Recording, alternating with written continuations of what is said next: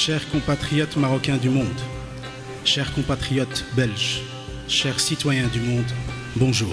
C'est un réel honneur pour moi de me tenir à nouveau devant vous en ce jour, à l'occasion de cette rencontre organisée dans le cadre de la Caravane des régions. Comme vous le savez probablement déjà, la Fédération internationale de la diaspora marocaine a vu le jour en 2015.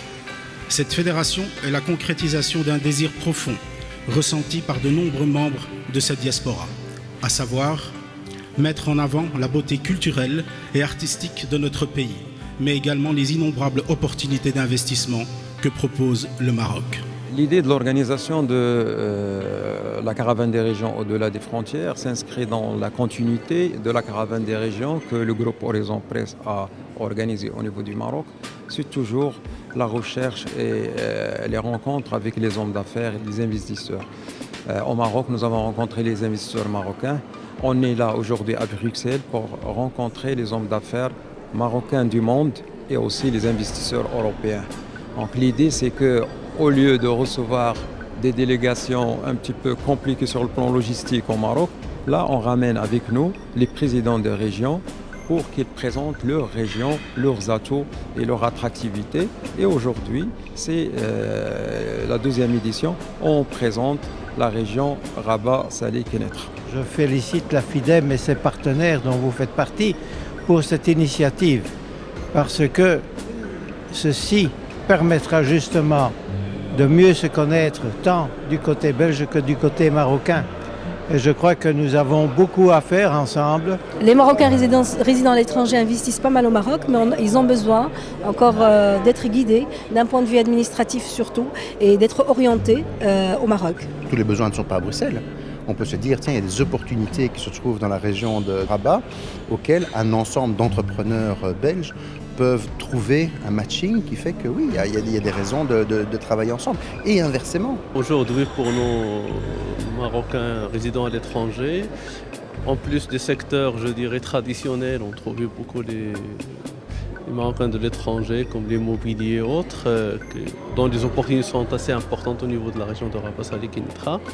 Il y a d'autres secteurs que je trouve plus intéressants, plus importants et dans lesquels on aimerait bien avoir des investisseurs, notamment dans le secteur de l'agriculture, où il y a de grandes opportunités au niveau de la région de Rabat-Salé-Kénétra, qui est devenue aujourd'hui l'une des plateformes les plus intéressantes pour le développement de l'investissement dans ce domaine-là. Vu le potentiel de la région Rabat, Kénétra, Salé, il y a d'énormes opportunités donc qu'il faut saisir.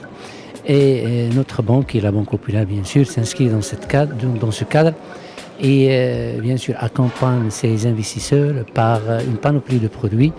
On peut à titre d'exemple citer Bladi Invest, c'est un produit qui est donc mis à la disposition des MRE, des MDM, donc l'État intervient avec une avance de 10% qui est perdue.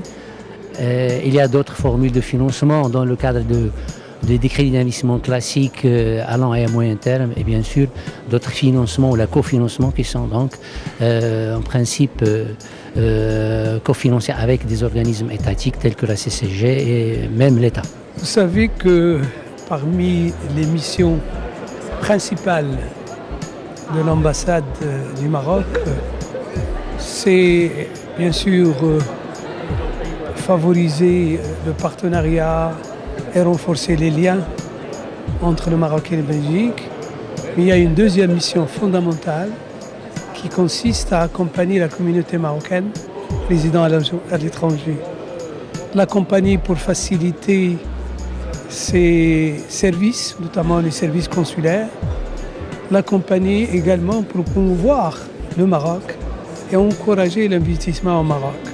Nous, en tant que centre régional d'investissement, de Rabat-Salé-Kénétra, nous essayons de mettre en avant toute la richesse grâce à cette région qui est très bien située et qui a des opportunités diversifiées, puisqu'on peut allier dans notre région tout ce qui est secteur traditionnel, qui était auparavant tout ce qui est agriculture, chimie, parachimie, textile, avec les nouveaux secteurs innovants, puisque actuellement nous avons l'industrie automobile, nous avons l'aéronautique, et nous avons également l'offshoring. On est très fiers donc de l'organisation, dans le sens où tout s'est très bien passé. On a eu pas mal d'intervenants dans plusieurs secteurs d'activité.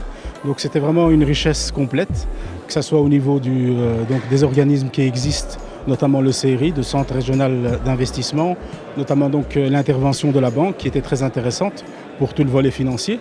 Donc ce n'est qu'une, pour moi, à mes yeux, donc c'est qu'une réussite.